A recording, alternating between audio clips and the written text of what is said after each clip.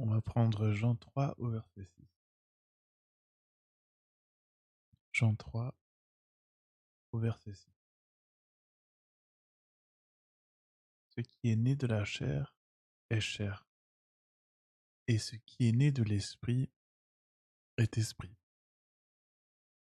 Ce qui est né de la chair est chair, et ce qui est né de l'esprit est esprit. Ici, Jésus nous parle de deux naissances. Il nous parle de deux identités. Une de la chair, qui est chair, c'est ce qu'elle est, c'est son identité, c'est son monde. Et une autre naissance qui vient de l'esprit. Et elle est du coup esprit. Comme deux identités différentes, deux matières différentes, deux dimensions différentes. Donc d'un côté, ce qui est chair, et de l'autre côté, ce qui est esprit. Et il nous dit que tant que tu ne nais pas de l'esprit, tu n'es pas esprit. Donc en réalité, si tu es né de la chair, tu es né de la volonté humaine, tu ne peux pas devenir spirituel. En réalité, si tu ne nais pas, si tu ne passes pas par cette nouvelle naissance spirituelle, tu n'es pas véritablement spirituel. Parce que tu seras spirituel, mais de par ta chair. C'est pas une spiritualité qui est sainte. Ce n'est pas une spiritualité qui est pure. C'est comme une spiritualité charnelle. C'est un mélange. Et donc c'est une fausse spiritualité. La vraie spiritualité vient de l'esprit. Le véritable homme spirituel est né de l'esprit. Tu ne deviens pas spirituel en réalité. Tu nais spirituel. Tu nais de l'esprit. Et ensuite, tu découvres cette vie spirituelle. Tu apprends à vivre d'après cette vie spirituelle. Aujourd'hui, tu peux avoir des centaines de spiritualités différentes sans naître de l'esprit. Et tu vas vivre une spiritualité sans être esprit. Tu vas vivre une spiritualité sans être spirituel. Ce qui ferait de toi, finalement, un menteur. Quelqu'un qui vit dans une illusion, pensant être connecté à Dieu, mais étant connecté à toutes sortes d'esprits sauf l'esprit de Dieu. Donc on peut se tromper comme ça. Avoir une spiritualité ne veut pas dire être spirituel. Quand on va parler ici d'homme spirituel, on va parler de celui qui l'est selon Dieu, de celui qui est spirituel selon l'esprit de Dieu, pas selon une spiritualité charnelle humaine, qui en réalité est juste un mélange, mais qui ne sauve pas, qui ne rend pas saint, qui ne rend pas pur, et qui ne permet pas d'aimer véritablement. Parce que l'amour véritable est premièrement spirituel. Dieu est amour, mais Dieu est esprit. Donc il y a aussi comme ça un amour qui peut être charnel, contrairement à un amour qui peut être spirituel. Ok. Donc Jésus nous parle de deux naissances. Une selon la chair, une selon l'esprit. Donc je garde Jean 3 d'un côté et je vais ouvrir Romains au chapitre 1, verset 1. Romains au chapitre 1, verset 1. Paul, serviteur de Jésus-Christ, appelé à être apôtre, mis à part pour annoncer l'évangile de Dieu, qui avait été promis auparavant de la part de Dieu par ses prophètes dans les Saintes Écritures, et qui concerne son Fils, donc le Fils de Dieu, son fils né de la postérité de David selon la chair. Donc le Fils de Dieu est né de la postérité de David selon la chair et déclaré Fils de Dieu avec puissance selon l'esprit de sainteté par sa résurrection d'entre les morts. Jésus-Christ notre Seigneur. Donc Jésus-Christ notre Seigneur a lui aussi deux naissances. Jésus-Christ notre Seigneur a lui aussi deux identités. Une charnelle et l'autre spirituelle. Et vous voyez d'après le verset 4 que ce qui le déclare fils de Dieu, ce qui fait de lui le fils de Dieu, c'est l'esprit. C'est selon l'esprit de sainteté, appelé aussi le Saint-Esprit. Vous voyez? Par sa résurrection d'entre les morts. Donc d'ailleurs ici, on voit bien que la nouvelle naissance, comme on l'appelle, naître de l'esprit, c'est par le moyen de la résurrection. Parce qu'en réalité, tu nais de l'esprit quand tu meurs à la chair. Tu nais de nouveau quand tu meurs à l'ancien. La naissance de l'esprit marque la mort de la chair. Alors je ne parle pas ici d'une naissance physique et je ne parle pas non plus d'une mort physique. Je parle de la mort à l'identité charnelle, à l'affection charnelle, à la mentalité charnelle et tout ça. Donc Jésus aussi, selon la chair, il est fils de David. Il est de la descendance du roi David. Et je vais ouvrir rapidement Matthieu, chapitre 1, verset 1, généalogie de Jésus-Christ, fils de David. Donc on voit ici la généalogie de Jésus sur plusieurs versets. Et verset 18, voici de quelle manière arriva la naissance de Jésus-Christ. Marie, sa mère, ayant été fiancée à Joseph, se trouva enceinte par la vertu du Saint-Esprit. Donc ici, on voit toute la généalogie de Jésus. Et dans Luc également, Luc chapitre 3, au verset 23, donc on voit bien qu'il est descendant de David.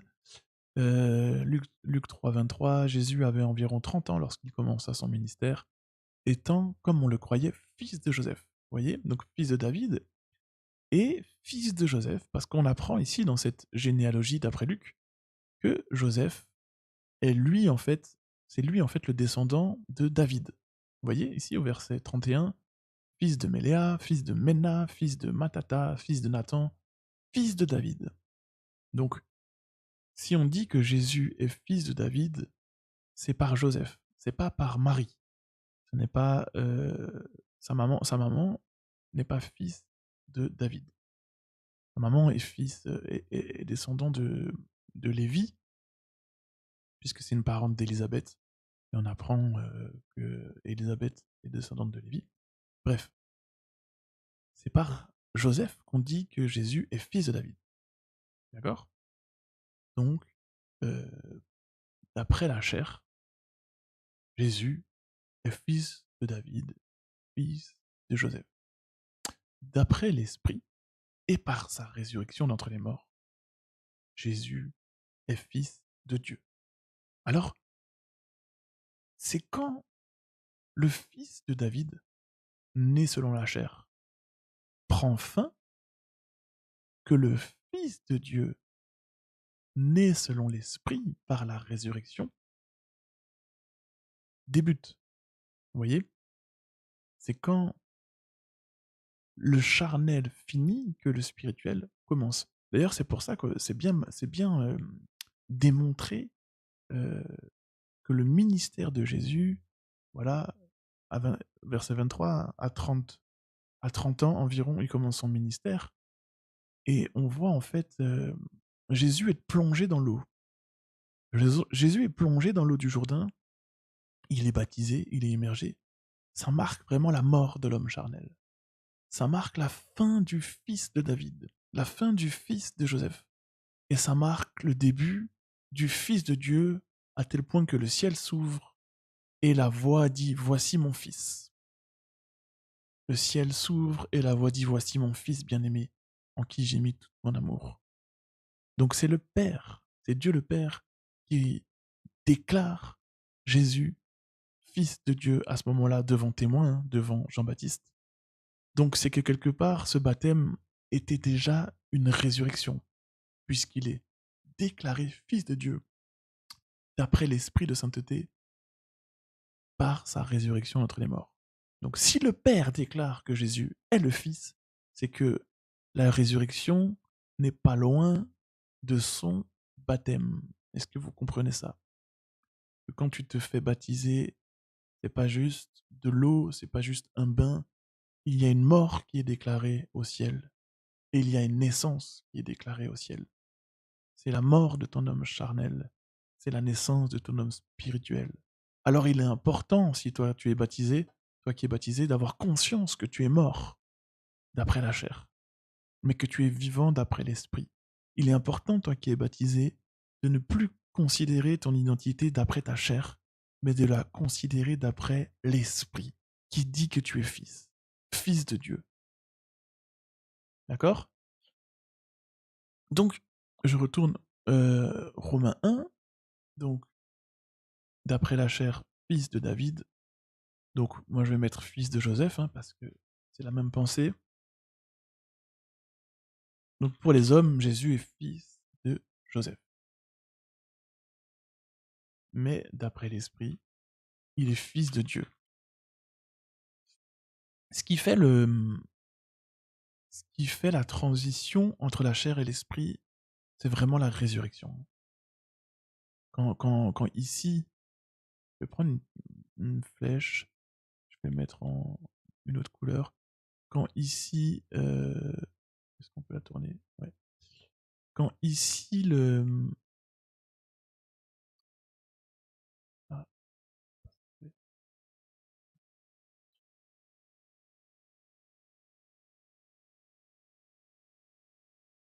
quand ici le charnel,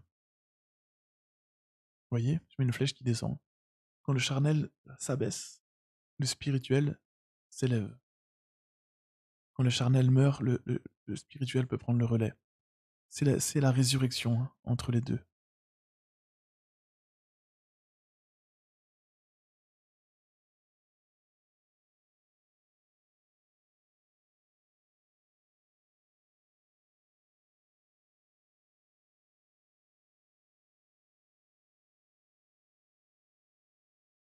Résurrection. Donc ici, on parle même pas encore de résurrection sur le plan physique, hein, le plan du corps ou je sais pas quoi. On voit que la résurrection, ça dépasse l'aspect physique, hein. C'est une notion qui commence dans l'esprit. Et on parle de résurrection même sur 3 dimensions, hein, esprit, âme et corps. Ok? Donc on est déclaré fils de Dieu, on est déclaré même ressuscité. Paul nous dit, il nous a ressuscités ensemble, euh, d'après l'esprit, même si on ne le voit pas. Moi, je ne vois pas dans ma chair que je suis ressuscité. Je ne le vois pas dans mon corps. Au contraire, mon corps, avec le temps, il est plus en train de s'affaiblir. Et c'est ça, en fait, aussi le combat de la foi, c'est de croire que tu es vivant, de croire que tu es éternel, de croire que tu es ressuscité, de croire que tu es spirituel, bien que tout te prouve le contraire. Jésus a dit, celui qui croit en moi ne mourra jamais. Celui qui croit en moi vivra éternellement. Pourtant, apôtre Paul est mort, apôtre Pierre est mort, apôtre Jean est mort, apôtre Jacques est mort, ils sont tous morts. Jésus a-t-il menti? Ou il parlait d'une vie autre que celle du corps physique?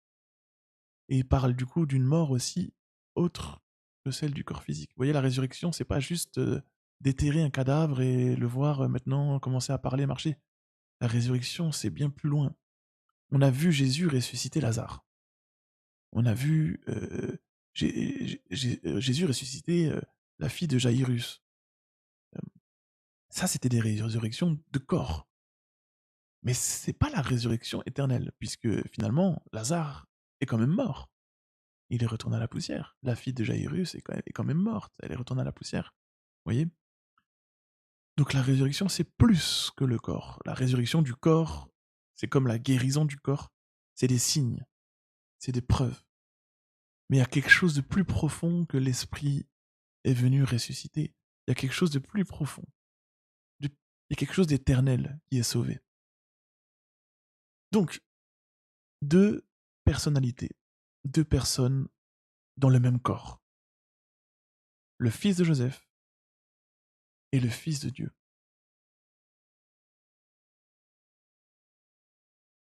Je reprends Jean 3.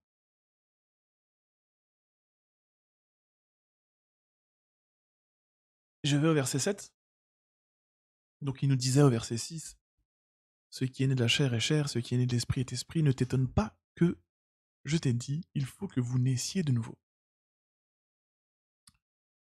Le vent souffle où il veut et tu en entends le bruit, mais tu ne sais d'où il vient ni où il va. Il en est ainsi de tout homme qui est né de l'esprit. Donc ce que Jésus appelle naître de nouveau, c'est naître de l'esprit. D'accord? Donc, nouveau, naître de nouveau,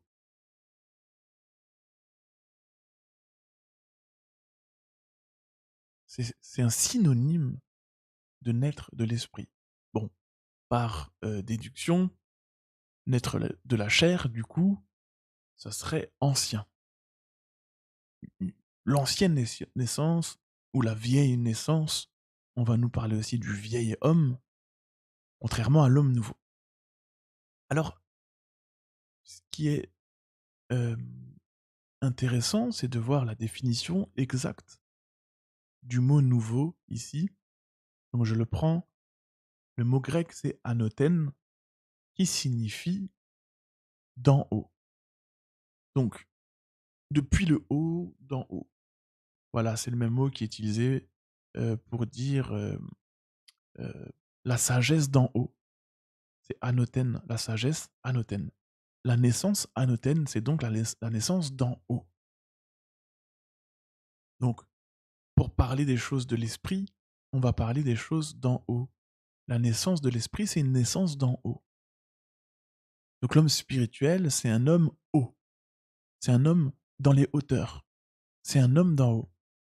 L'homme charnel, c'est un homme qui est bas. C'est un homme qui est d'en bas. Vous voyez? Donc ici, je peux rajouter en synonyme en haut. Donc le fils de Dieu vient d'en haut, le fils de Joseph vient d'en bas. En faisant un tableau comme ça, c'est très, ça simplifie vraiment des notions. Ce sont des notions mystérieuses. Hein. Ce sont des richesses en réalité incompréhensibles pour notre intellect humain. Et moi, j'expose juste des idées. Je pousse à la réflexion autour des Écritures dans l'espoir, et je dis bien l'espoir, que le ciel accompagne mes paroles pour nous donner une véritable compréhension, une véritable illumination qui changera notre vie, qui changera notre quotidien et celui de nos proches. Savoir que tu es né de la chair et que tu es né de l'esprit, savoir que tu es né d'en bas, que tu es né d'en haut, l'avoir compris intellectuellement, savoir que c'est des synonymes. Ok, ce qui est noir, c'est ce qui est noir, ce qui est rouge, c'est ce qui est rouge. Ça, c'est facile. Voilà, un enfant peut comprendre ça, voilà, ça c'est facile. Mais ce que ça signifie profondément, et ce que ça implique, ce que ça engage, ce que ça produit, ça c'est une autre paire de manches, comme on dit. Et ça c'est le travail du ciel. C'est le travail des anges de Dieu. Moi je fais que partager ce qui m'a été partagé. J'essaie de le faire du mieux possible, le plus calmement possible, le plus simplement possible. Et ça sera du coup fait de façon imparfaite. Mais je crois que l'esprit de perfection peut rattraper le travail et nous expliquer plus profondément par des convictions, par des pensées, par des songes, par des visions, par des interprétations, par des expériences du quotidien, et que ce qu'on partage là, par l'esprit, par le ministère de l'esprit, peut être transformé en quelque chose de vivant, peut être transformé en quelque chose de véritable. De la même manière que si je passe mon temps à regarder des choses vaines, je ne me rends pas compte que ça peut être nocif pour mon âme, nuire à mon quotidien quand cela est récupéré par l'ennemi. Mais de la même manière, quand je passe mon temps à méditer la parole, sans m'en rendre compte, c'est semé. Sans m'en rendre compte, la graine est posée en moi et va finir par être arrosée, éclairée et porter du fruit. Voilà, c'est ça mon espérance. Après, il y a différentes terres, il y a différents terrains, il y a différents états de cœur, il y a différents états de conscience, etc., etc. Mais le but, c'est de s'exposer au maximum. Je prends toujours l'exemple de... Enfin, toujours. J'ai pris quelques fois l'exemple du soleil et de ses rayons UV. Et qu'il y a différents types de peau. Mais il y a qu'un seul rayon. Il n'y a qu'une seule lumière. Et en fonction des peaux, ben, tu prends plus ou moins vite le soleil et tu bronzes plus ou moins vite. Mais ce qui est sûr, même si t'as pas une peau qui prend vite le soleil, même si t'as pas une peau mate, une peau qui va bronzer rapidement et facilement, si tu persévères à t'exposer aux rayons UV, tu finiras par bronzer. Donc voilà, nous cherchons à être irradiés par les rayons de la parole de vérité.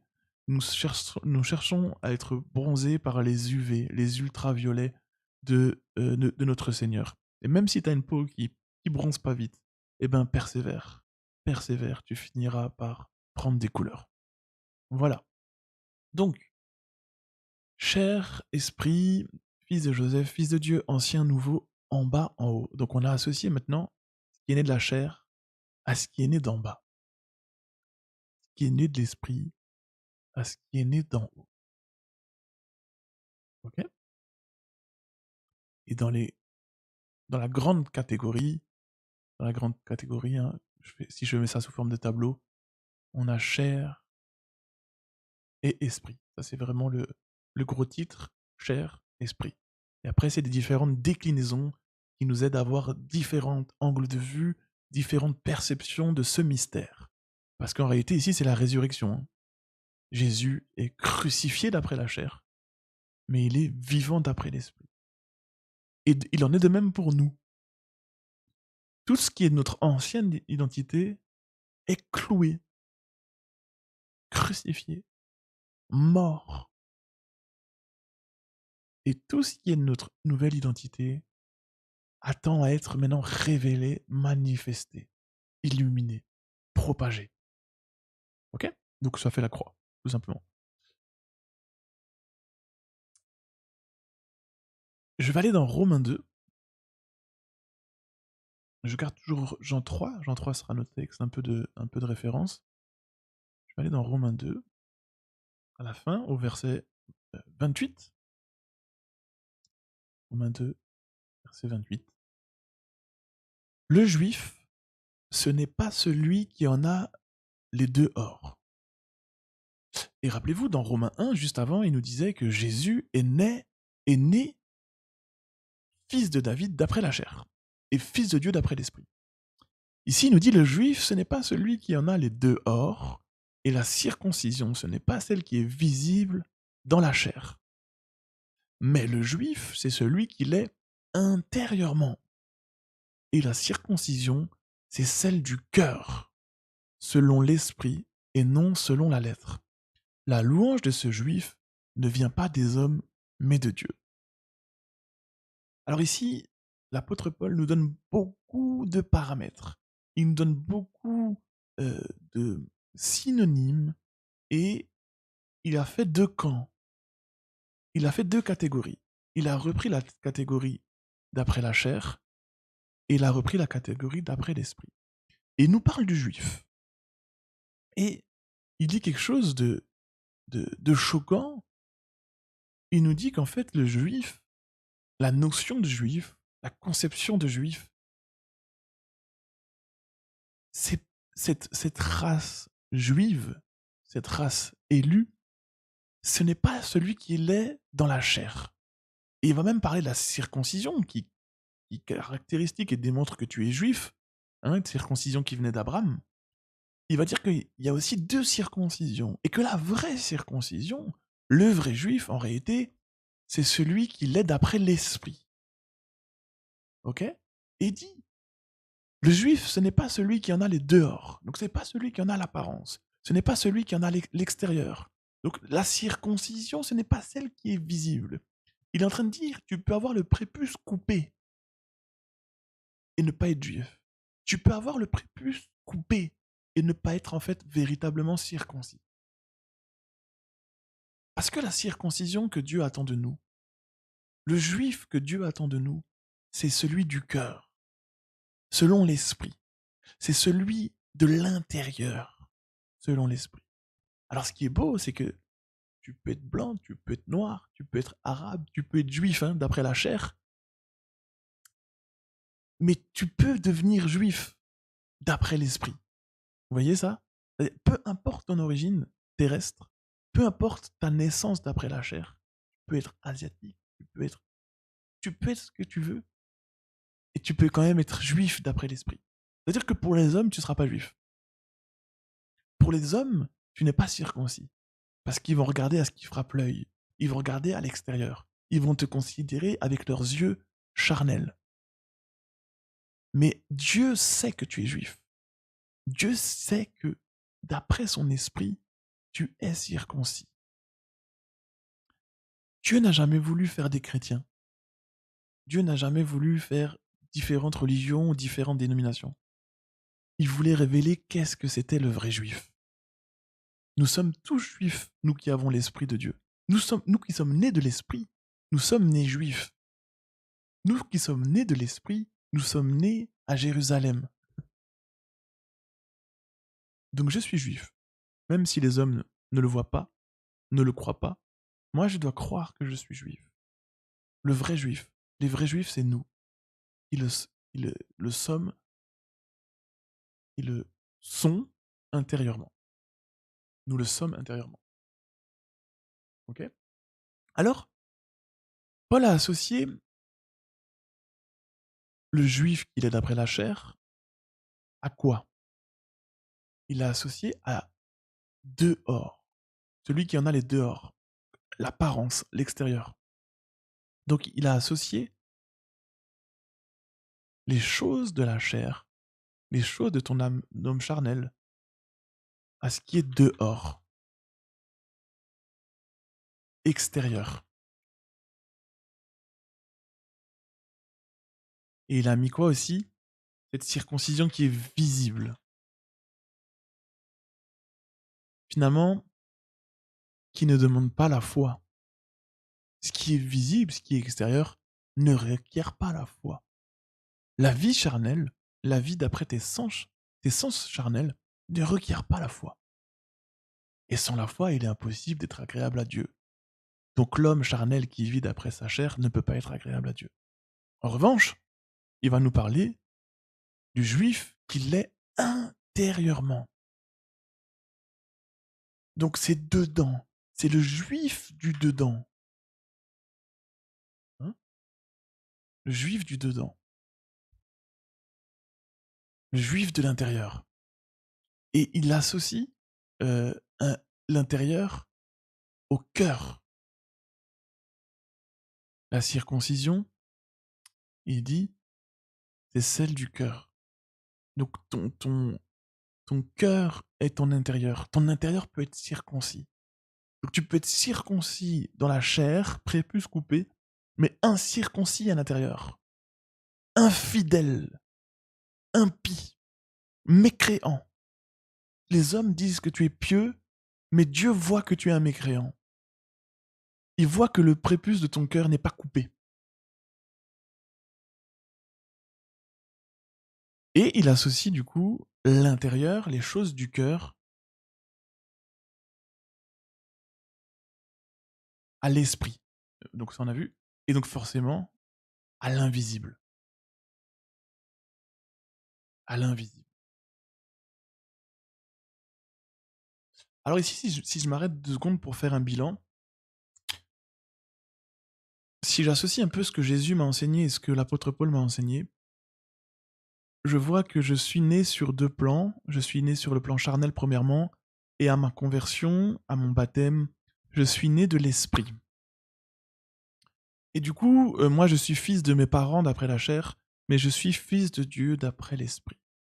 Et j'apprends que tout ce qui est relatif à ma chair, c'est passé, c'est ancien, c'est vieux. Et tout ce qui est relatif à l'esprit, c'est nouveau. Alors, forcément, je fais une petite parenthèse, si les choses anciennes sont passées, toutes choses sont devenues nouvelles, ne considérez plus ce qui est ancien, ne considérez plus les événements passés. Donc j'ai Ésaïe 43,16, 2 Corinthiens 5,14 et tout ça. Ce qui est ancien, c'est ce qui est passé, même si mes yeux le voient encore.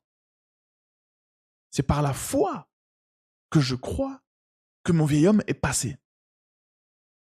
Vous entendez? Sans la foi, tu ne peux pas croire ça, vu que tu peux le toucher et le voir. Même tes péchés, tu peux encore les toucher et les voir. Même tes mauvaises pensées, tu peux encore les goûter. Mais on te dit, ça s'est passé. Ça, c'est dans l'eau. Ça, c'est dans le baptême. C'est sous l'eau, c'est au fond de la mer. Et du coup, si ce qui est ancien, c'est ce qui est passé, c'est derrière moi. Ce qui est nouveau, c'est devant moi. Donc ce qui est nouveau, c'est pas ce qui est passé, mais ce qui est nouveau, c'est ce qui arrive. C'est pour ça que quand on va te parler des choses à venir, on va te parler du monde à venir, on va te parler euh, euh, de la vie à venir. Mais c'est la vie de ton esprit. C'est la vie nouvelle. Et donc, ce qui est fou, c'est que si les choses anciennes sont passées et elles sont associées aux choses visibles, ça veut dire que ce que mon œil voit, c'est quelque chose qui n'est plus là. Mon œil peut considérer quelque chose qui n'est plus. En fait, quelque chose que Dieu ne considère plus. Je peux continuer à vivre d'après. Je peux continuer à raisonner d'après des choses que Dieu ne considère plus. C'est le néant. C'est la poussière. C'est la vanité. Et à l'inverse, je peux commencer à considérer des choses que mon œil ne voit pas encore. Je peux commencer à vivre d'après une vie que les hommes ne considèrent pas encore et vont même mépriser. Alors cette vie à venir vient à la mesure avec laquelle j'y crois. Cette vie à venir vient à la mesure à laquelle je le considère.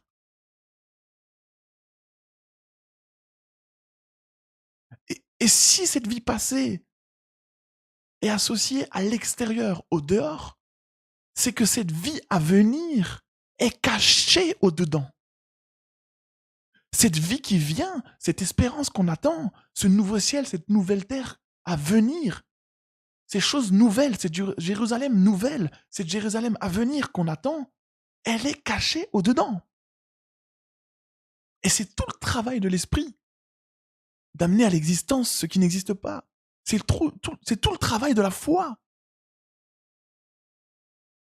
de révéler ce mystère. La vie du ressuscité. Christ en vous, l'espérance de la gloire. Vous êtes mort et votre vie nouvelle, elle est cachée en Christ. Et quand cette vie nouvelle paraîtra, cette vie nouvelle doit paraître. On attend l'apparition de cette vie. On attend l'apparition de Christ. Vous paraîtrez aussi. On attend l'apparition de Jésus-Christ, mais on attend aussi notre apparition.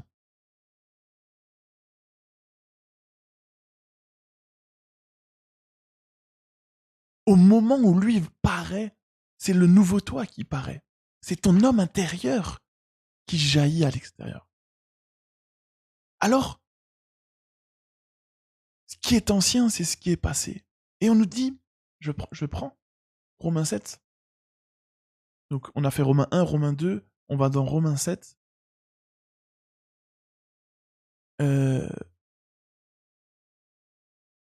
Romains 7, verset 6. Mais maintenant, nous avons été dégagés de la loi, étant morts à cette loi sous laquelle nous étions retenus, de sorte que nous servons dans un esprit nouveau, et non selon la lettre qui a vieilli. La lettre a vieilli. Vous voyez? La mentalité de la loi. On appelle ça l'Ancien Testament, l'Ancienne Alliance. Ça a vieilli. Et regardez ce qu'on nous dit dans Hébreux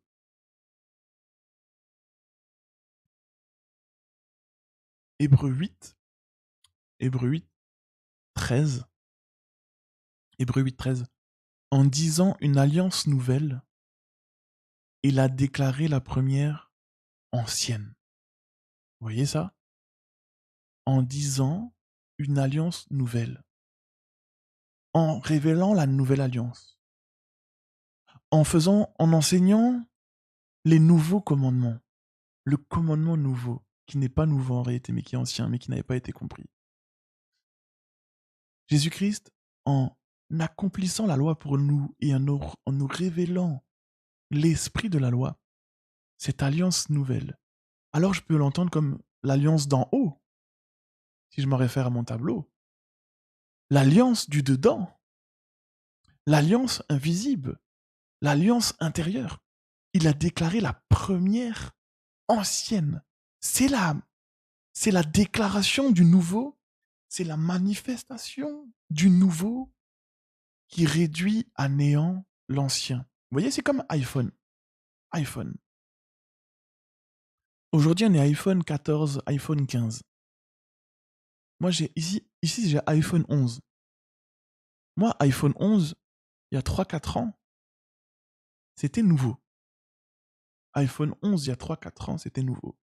Et tant que Apple ne sort pas de nouvel iPhone, moi, j'ai le dernier iPhone.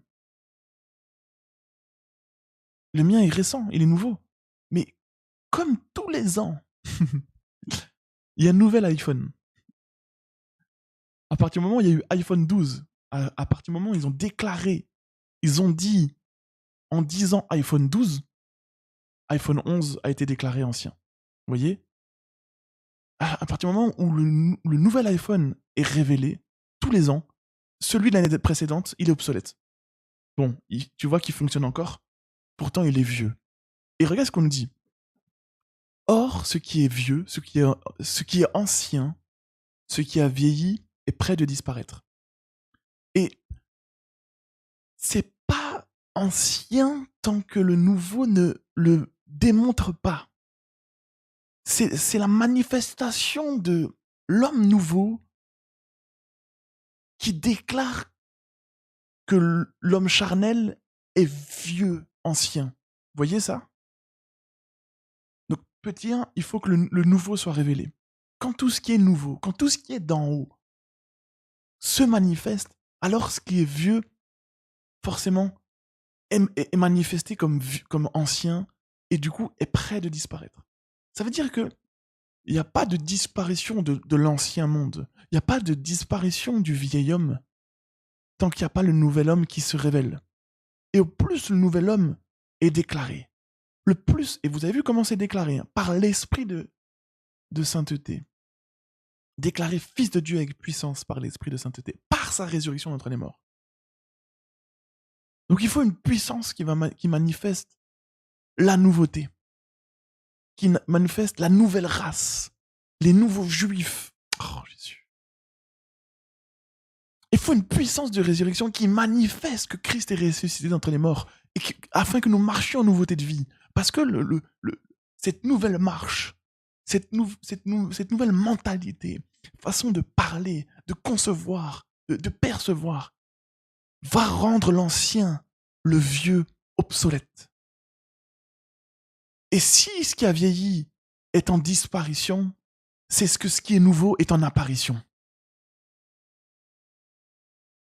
Ici, le monde de gauche, là, c'est un monde qui est en disparition. Il est voué à disparaître. Le monde de droite est voué à apparaître. Il est en apparition.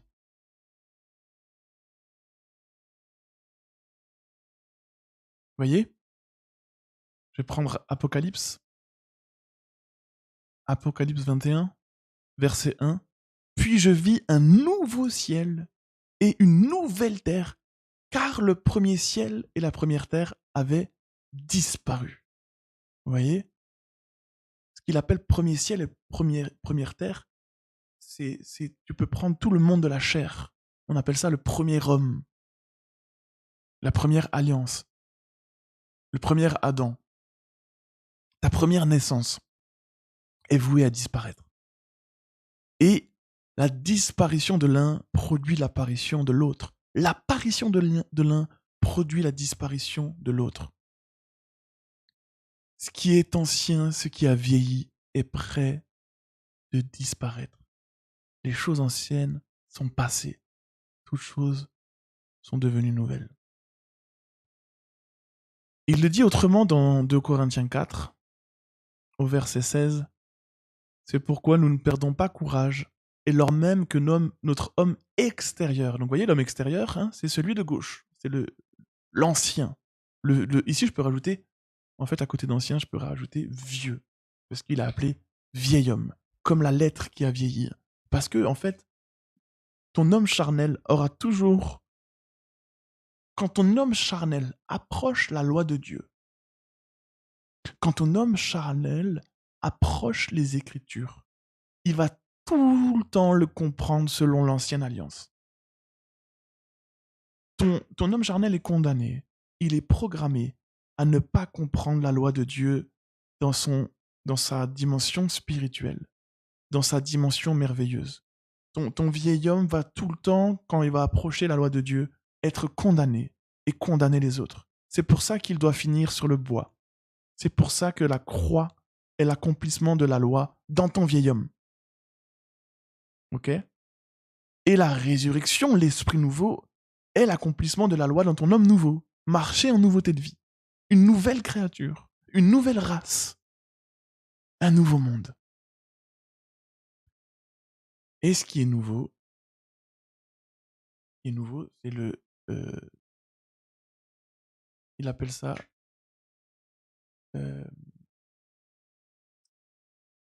qui est ancien, nouveau. Bon, nous, on peut laisser comme ça. Ancien, nouveau, vieille, neuf, je pourrais mettre neuf, ou jeune, ben bref. On va laisser nouveau. Et je vais aller sur un autre synonyme. Je vais aller sur un autre synonyme dans 2 Pierre 3. 2 Pierre 3.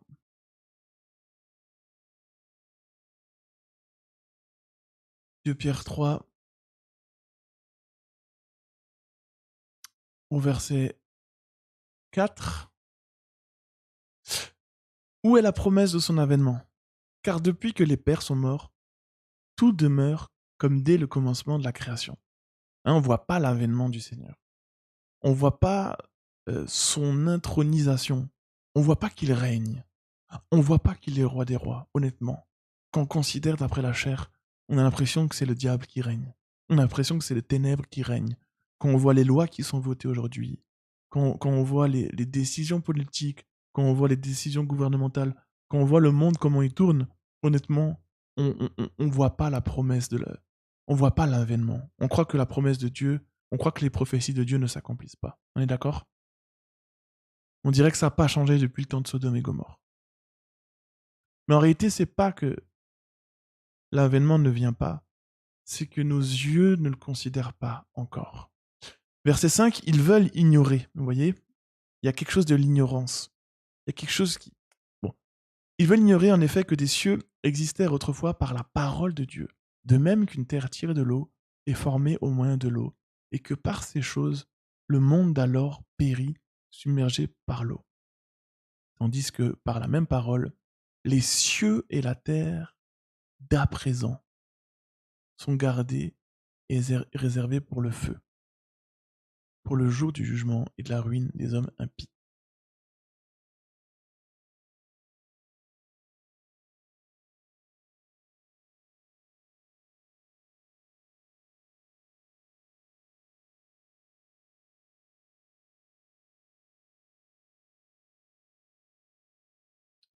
Je vais prendre le Strong.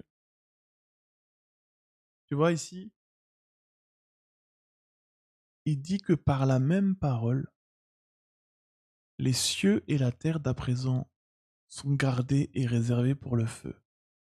Et il y a un feu qui doit s'abattre sur les cieux et la terre. Et il parle des cieux et la terre d'à présent.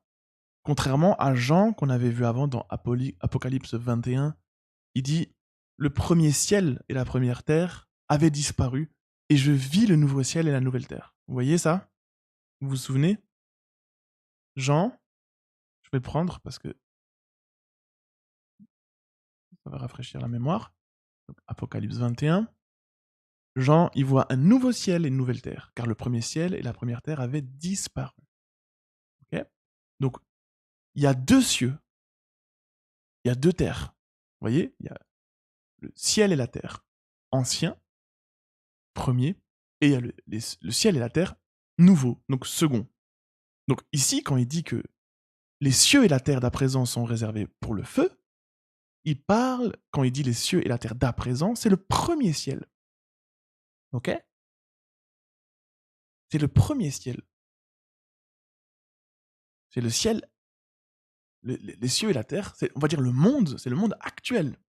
Le monde à présent. Si je prends à présent ici, c'est noun. En grec, quand il dit à présent, présentement, c'est noun. Donc, quand tu prends noun, c'est au moment présent, actuel. C'est aussi traduit par actuel. Ok? Donc, les cieux et la terre du moment présent, donc actuel, de ce siècle, de ce monde, sont réservés pour le feu. Ok? Donc, on a vu que ce qui est premier, c'est ce qui est ancien, et maintenant on apprend que ce qui est premier, c'est ce qui est actuel. C'est ça qui est perturbant. Actuel. D'à présent. C'est aussi traduit dans les Bibles par le monde est présent, le présent. Et c'est ça qui est complètement perturbant, c'est que ce que tes yeux considèrent, ce que le monde considère, donc ce qui est du moment présent, ce qui est actuel, d'actualité, en réalité, ça fait partie du vieux. C'est ça qui est compliqué. Ça fait partie de l'ancien. Ok? Et je vais pas prendre tous les synonymes, vous creuserez de votre côté. Si je prends hébreu, hébreu nous parle des cieux et de la terre, qui vont périr, qui vont être roulés, qui vont vieillir et qui vont être changés comme un manteau, au chapitre 1. Et chapitre 2, hop, verset 5, Hébreux 2, 5. En effet, ce n'est pas à des anges que Dieu a soumis le monde à venir dont nous parlons. Vous voyez? Le monde à venir dont nous parlons. Verset 8, tu as mis toutes choses sous ses pieds. En effet, en lui soumettant toutes choses, Dieu n'a rien laissé qui ne lui fût soumis. Cependant, nous ne voyons pas encore maintenant que toute chose lui soit soumise. Vous entendez? Dans le monde à venir,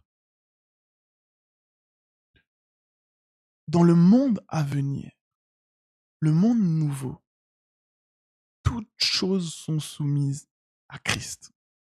Et ici, Hébreu nous dit que ce monde-là, il n'a pas été soumis. Ce n'est pas à des anges que Dieu a soumis le monde à venir d'où nous parlons. Ok? C'est à Christ, au Fils de l'homme. Donc c'est au Christ en toi que ce monde nouveau est soumis. Le Christ en toi, ton homme intérieur, ton homme nouveau, domine dans ce monde. Comme au commencement, quand Dieu créa l'homme à son image, afin qu'il domine. Donc il y a une domination qu'on attend. Il y a une domination qui doit se manifester. Et regarde, il ne dit pas que toutes choses ne lui sont pas encore soumises. Il dit, nous ne voyons pas encore maintenant que toutes choses lui soient soumises. En réalité, c'est quoi? C'est que le monde nouveau est soumis à Christ. Mais c'est nos yeux qui ne considèrent pas ce monde nouveau. Mais quand les cœurs se convertissent au Seigneur, le voile est ôté. C'est en Christ qu'il disparaît. Et ce monde nouveau, ce monde dans lequel toute principauté, toute autorité, tout démon, tout ange est soumis à Christ. Hein? Il l'appelle le monde à venir. Est-ce que vous me suivez? Il l'appelle le monde à venir. Mello. Ce qui va arriver. Sur le point. Hein, il dit l'heure vient et elle est déjà venue. On parle d'un avènement. C'est quelque chose qui vient. Donc ce monde-là, il vient. Et spirituellement, il faut comprendre ce que ça veut dire venir. Tu as bien compris que c'est pas un déplacement géographique. C'est pas un déplacement temporel. Puisque le monde, spirituellement, le monde actuel, c'est le monde ancien. Mais le monde nouveau, c'est le monde à venir. C'est le monde qui vient. Vous voyez ça? L'ange dit à Jean, je vais te montrer les choses à venir. Je vais te montrer les choses qui vont arriver dans la suite. C'est les choses d'en haut. Oh, Jésus-Christ de Nazareth. Est-ce que vous êtes avec moi? Ce qui est à venir, c'est ce qui vient. C'est ce qui est en haut. Et ce qui est terrible, c'est que c'est ce qui est dedans. Jésus dit le salut vient des Juifs. Paul dit le vrai Juif, il est dedans. Je vais dans Philippiens. Il nous faut cette compréhension des Écritures. Quand on lit, on doit comprendre ce langage codé. On doit comprendre la dimension et la portée spirituelle des mots. Quand il dit les cieux et la terre d'à présent, c'est l'ancien monde. Et il va toujours associer les cieux et la terre à Jérusalem. Alors, je vais dans, du coup, Galates. Je vais dans Galates 4. Galates 4, verset 25. Car Agar, c'est le mont Sinaï en Arabie, et elle correspond à la Jérusalem actuelle, qui est dans la servitude avec ses enfants. Mais la Jérusalem d'en haut est libre. C'est notre mère. Vous voyez ici? Galates 4, 25. Il nous parle de deux Jérusalem. Il dit la Jérusalem actuelle. Donc on retrouve cette actualité du temps présent. On va dire aussi de ce siècle, de ce monde. On dit le Dieu de ce siècle. On dit le prince de ce monde. Et en général, ce monde-là est associé, le Dieu de ce siècle-là, le prince de ce monde-là, c'est Satan. Donc, ce monde actuel est dominé par Satan. C'est pour ça qu'il est important qu'il y ait une fin du monde. Il est important qu'il y ait une croix du monde, une crucifixion du monde. Paul dit, je suis crucifié pour le monde, et le monde est crucifié pour moi. Alors, Jérusalem actuelle, c'est Noun, c'est le même mot qu'avant, vous voyez? C'est le même mot que les cieux et la terre d'à présent, dans 2 Pierre 3. Donc on attend que cette Jérusalem actuelle, elle disparaisse. Elle est ancienne, elle est vieille, elle est vouée à disparaître. Et il va ajouter encore des notions et il dit que cette Jérusalem actuelle est dans la servitude. Donc je me permets, les amis, de mettre ici dans la catégorie chair, servitude, esclavage.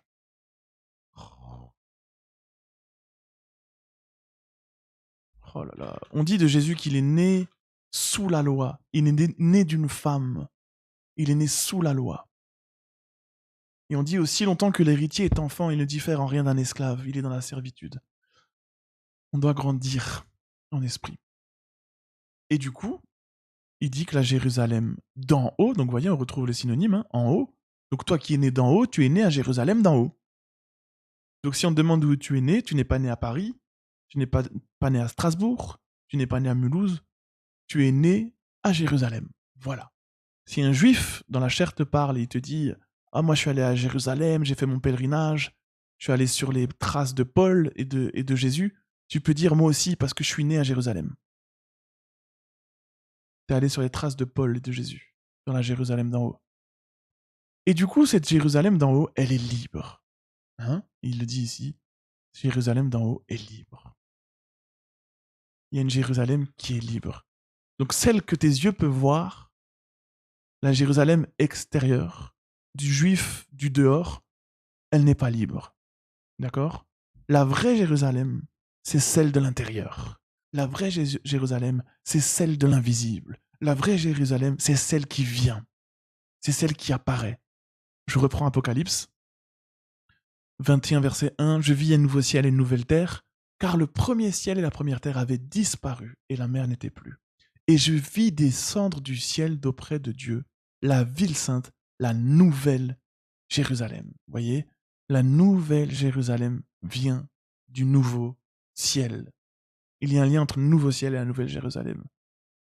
Il y a un lien du coup entre le vieux ciel, le premier ciel, le ciel et la terre d'à présent, et la Jérusalem actuelle. Pour ça qu'il est important que le feu soit jeté sur la terre. Que Christ jette son feu sur la terre. Qu'il baptise de son feu ce vieux monde. Qu'il baptise de son feu ça là. Tout ça ici. Ça doit être baptisé. Ça doit être plongé dans le feu. Ça doit être plongé dans le feu. Pour que le nouveau en ressorte. Pour que les scories disparaissent. Pour que les impuretés, les imperfections soient purifiées par le feu. Vous avez purifié vos âmes en obéissant à la vérité.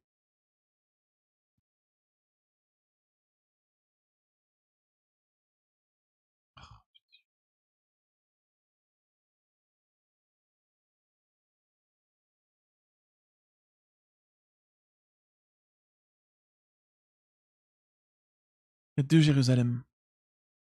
Il y a deux hommes. Il y a deux identités, il y a deux naissances. Vous voyez, en réalité, au regard de Dieu, il n'y a qu'une ville.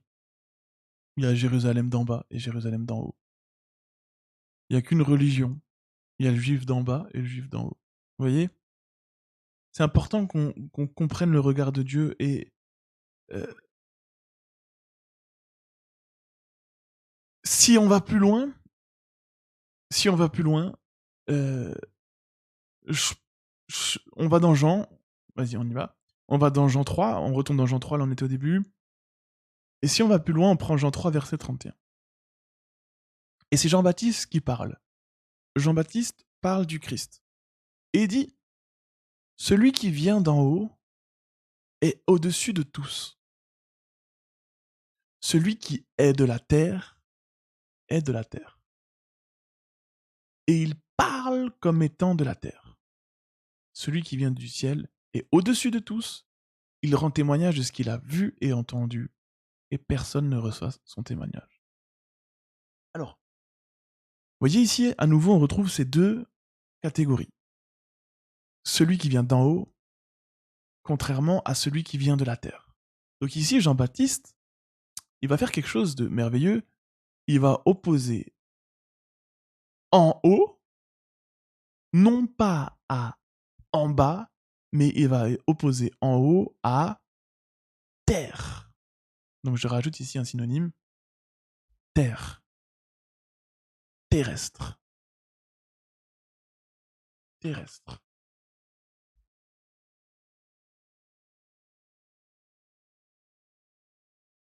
Et normalement, avec la logique humaine, tu dis, avec la logique humaine, tu dis celui qui vient d'en haut est au-dessus de tous, et celui qui vient d'en bas est en bas. Mais lui, non, il oppose en haut à terre. Vous voyez? Et ensuite, il dit celui qui vient du ciel est au-dessus de tous. Donc, je comprends par là que si celui qui vient d'en bas, pardon, je comprends par là que si celui qui vient d'en haut vient du ciel, bah celui qui vient d'en bas vient de la terre. Donc, en réalité, ta nouvelle naissance, qui est la naissance d'en haut, c'est une naissance du ciel. C'est la naissance de ton homme céleste.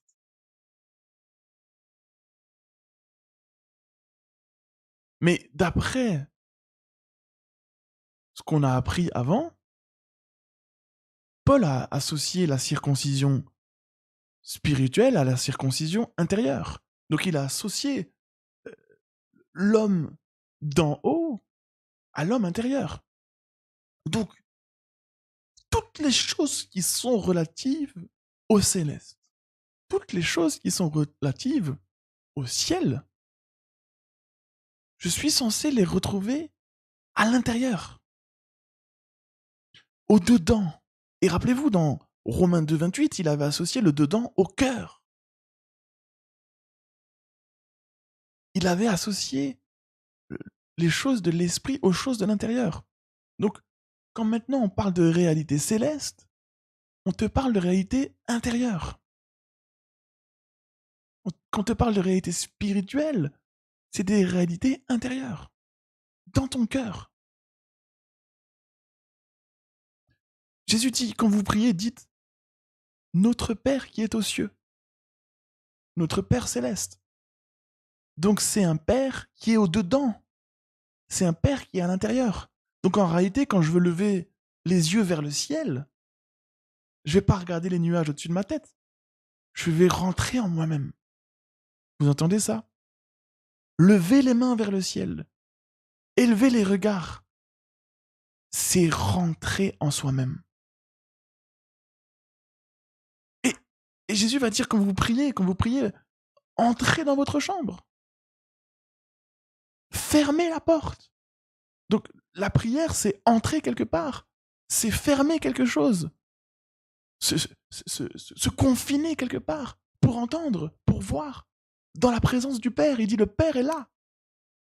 Donc le Père qui est céleste, le Père qui est dans le ciel, on le retrouve maintenant en nous. Donc il y a un ciel en nous. Il y a une dimension céleste. Il y a une dimension céleste en moi. Donc la nouvelle naissance, c'est une naissance de l'intérieur. C'est une naissance du dedans. Donc il y a un salut qui vient du dedans.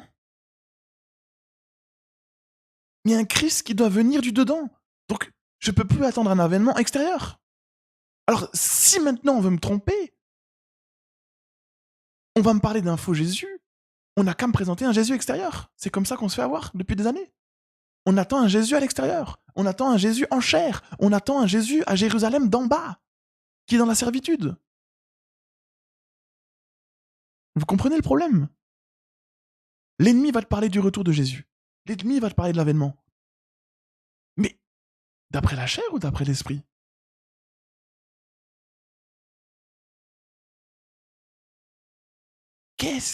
Quelles sont les définitions du Saint-Esprit?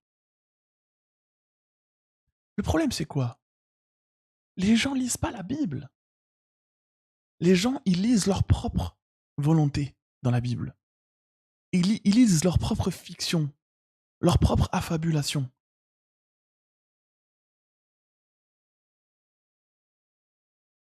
On lit pas la Bible. Ces choses-là sont écrites noir sur blanc depuis la Genèse. C'est écrit noir sur blanc depuis 2000 ans, les lettres de Paul. Paul en parle dans toutes ses lettres.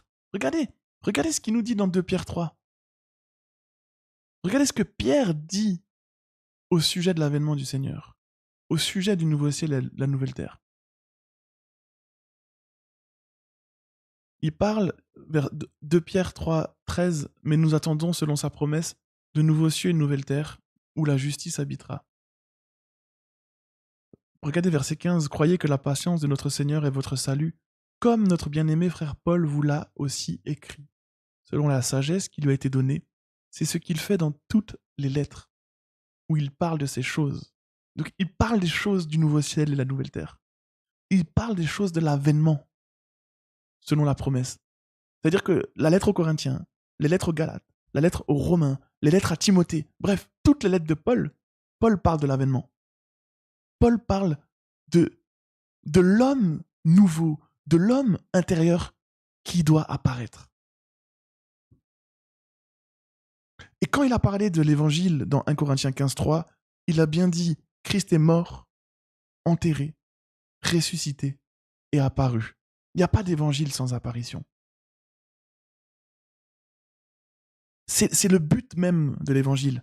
C'est la finalité même de l'œuvre de Dieu. Dieu peut se reposer dans ton apparition. Parce qu'au moment où tu apparais, tu prends le relais.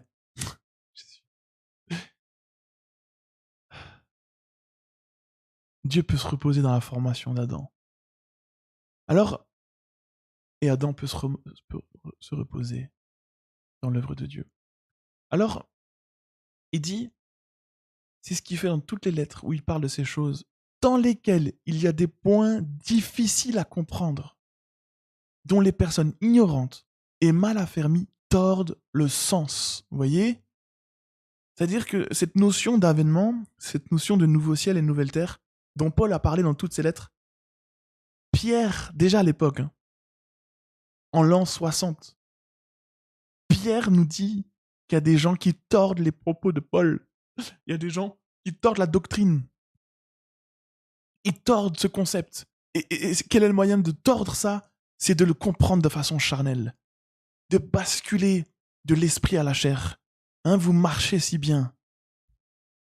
Qui vous a ensorcelé de la sorte pour que vous passiez si rapidement à notre évangile ? Ah, Jésus. Et il dit qu'ils en tordent le sens comme celui des autres écritures pour leur propre ruine. Voilà. C'est terrible. On ne peut pas faire comme si ça n'existe pas. Les notions d'avènement, les notions d'apparition, de parousia, de manifestation du Seigneur Jésus-Christ, c'est dans toutes les lettres, c'est dans tout le Nouveau Testament. Faut qu'on creuse, faut qu'on sache qu'est-ce que ça veut dire. Il ne s'agit pas d'attendre les bras croisés à se tourner les pouces que Jésus revienne sur un nuage. C'est pas ça. Il y a une croix à vivre. Il y a une croix à porter. Il y a une fournaise par laquelle passer pour que le nouvel homme se révèle, se manifeste et apparaisse.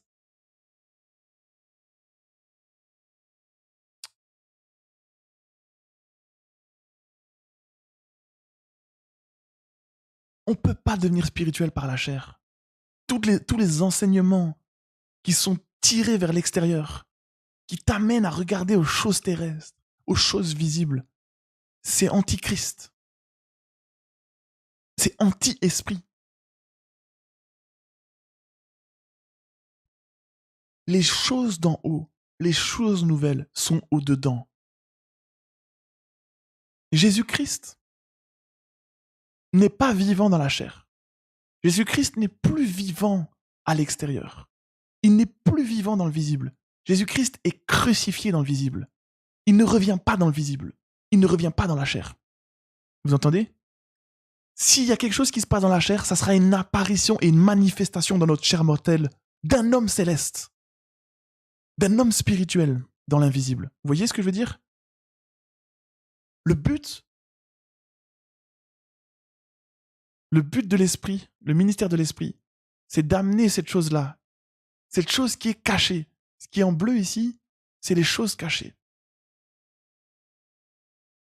C'est les amener à manifestation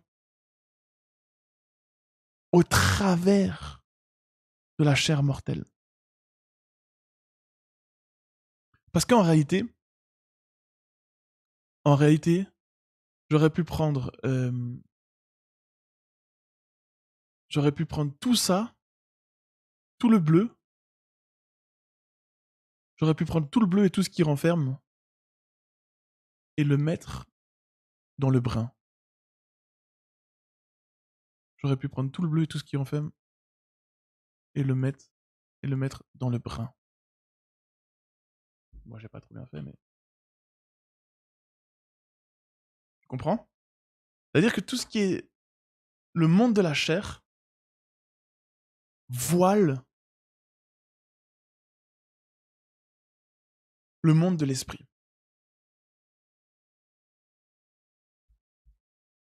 Comme une coquille, comme une peau. Il faut que cette peau, on s'en dépouille. Il faut que cette carcasse, on s'en dépouille. Parce que quand tu te dépouilles de la chair, tu te revêts de l'esprit. Quand ton homme charnel se détruit, ton homme esprit se renouvelle. Quand la chair passe, quand la chair disparaît, l'homme esprit vient. L'homme esprit apparaît. Et c'est ce qu'on attend à l'échelle individuelle, et c'est ce qu'on attend à l'échelle de l'Église, et c'est ce qu'on attend à l'échelle mondiale. C'est la croix. C'est le mystère de la croix, mais à échelle mondiale. Jésus était un prototype. Jésus était un exemple visible, manifeste de ce que Dieu veut faire avec 7 milliards d'habitants et plus. Un avènement, un Christ qui paraît en chacun, au travers de chacun. Ça veut dire que chaque homme va marcher en nouveauté de vie par la puissance de la résurrection. Parce que si Christ est ressuscité d'entre les morts, alors nous pouvons marcher en résurrection, en nouveauté de vie. Paul dit, tous revivront par Christ. Tous sont morts en Adam. Tous sont devenus charnels en Adam. Tous vont disparaître en Adam. Et tous vont réapparaître en Christ. Tous vivront en Christ. Oh, Jésus.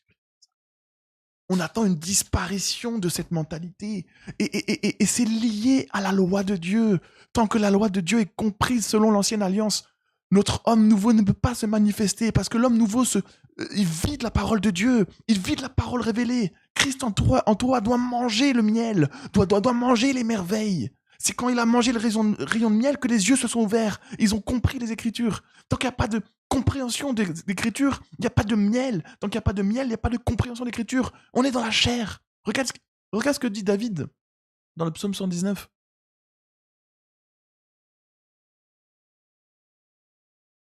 Dans le psaume 119.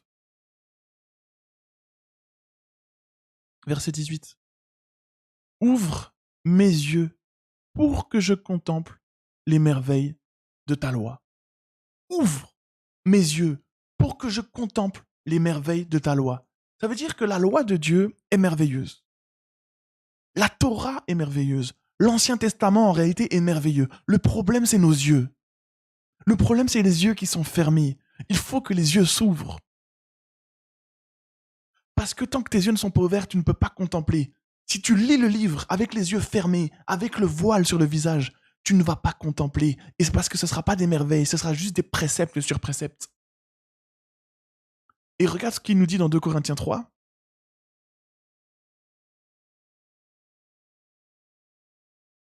Au verset 18. Nous tous qui contemplons le visage découvert, comme dans un miroir à la gloire du Seigneur, nous sommes transformés en la même image de gloire en gloire, comme par le Seigneur l'Esprit.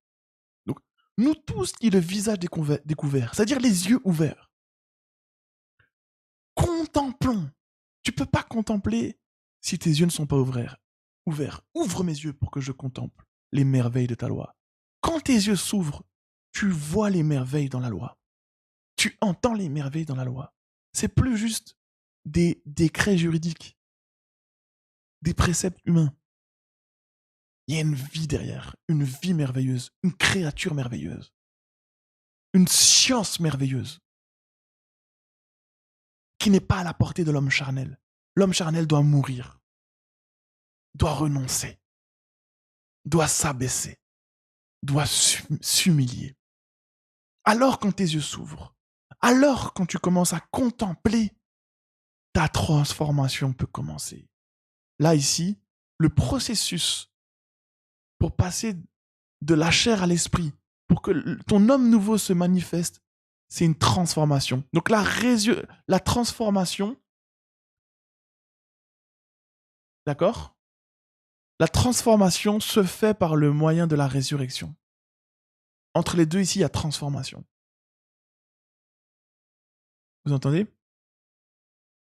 Et cette transformation, passer de la chair à l'esprit, se fait par le moyen du livre ouvert, par le moyen de la lecture ouverte, méditation ouverte, prière ouverte. Vous entendez quand je dis ouverte, ça veut dire avec les yeux illuminés, avec la conscience d'eux, avec la connaissance d'eux.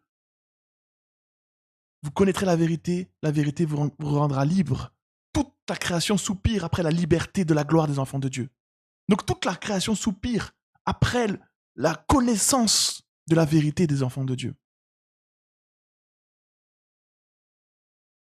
Et cette transformation dans Romains 12, dans Romains 12, 2, ne vous conformez pas au siècle présent.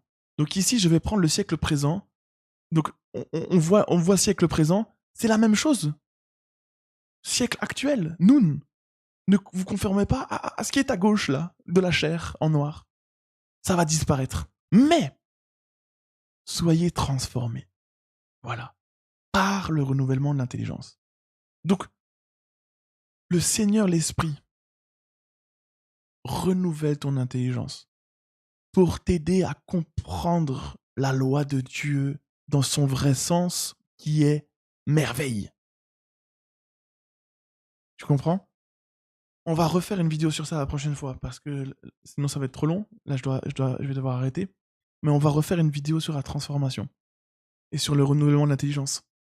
L'esprit renouvelle ton intelligence pour que tu puisses contempler les merveilles de la loi de Dieu. Parce que quand tu contemples, c'est comme un miroir. Tu adoptes le reflet. Tu es transformé dans ce reflet en créature merveilleuse. La nouvelle créature est merveilleuse.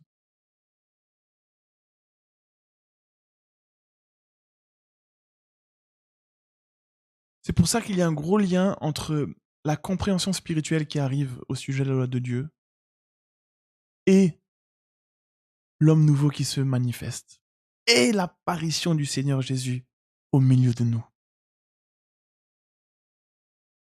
Parce que si c'est quand je contemple le livre que je suis transformé, si c'est quand je contemple les merveilles de la loi de Dieu que je suis transformé à son image, alors le diable n'a qu'à voiler mon intelligence, n'a qu'à obscurcir mes yeux pour empêcher ma transformation.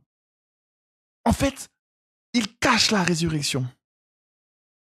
En nous plongeant dans l'ignorance, en nous plongeant dans une mauvaise mentalité, il est en train de faire comme si Christ n'était pas ressuscité. Il nous cache la résurrection. Il nous cache la nouveauté de vie. Et Dieu veut prouver la résurrection de son Fils au travers de notre transformation, au travers de notre changement. Nous ne mourrons pas tous, mais tous nous serons changés, transformés. C'est la preuve qu'il est ressuscité d'entre les morts. Il nous a ressuscités ensemble pour nous transformer, esprit, âme et corps. Ok, prochaine fois, on va enclencher sur ça, si Dieu le permet.